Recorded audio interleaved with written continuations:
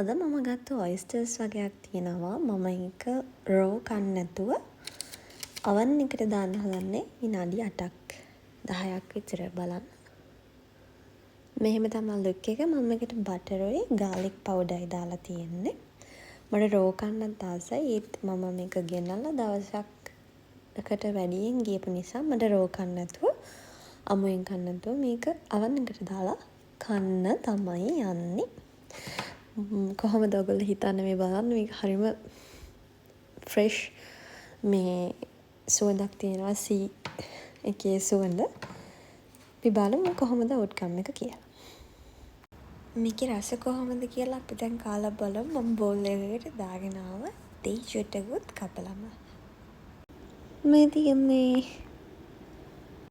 ඉතින් මම ළඟ තියෙනවා දැන් මෙතන ලুকু ඔයිස්ටර් එකක් තියෙනවා. මේක මේ කාලා බලමු අපි චුට්ටක්. මේ ටිකකුත් දාගෙන ලයිම් ටික මේකට.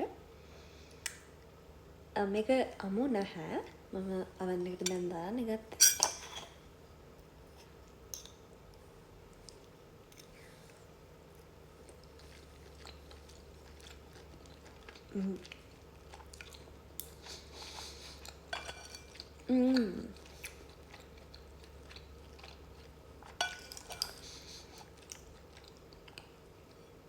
ඇත්තටම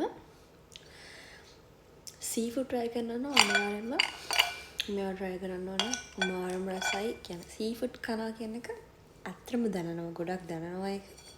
අර මොහොතේ තියෙන ලුණු රසයි මීට් වල තියෙන ෆ්‍රෙෂ්නස් එක ඒක එක්ස්ප්ලেইন කරන්න බැරි තරමට ඒක මට නම් රසයි. ලයිම් ටිකක් අනිවාර්යෙන්ම දාලා කන්න ඕනේ.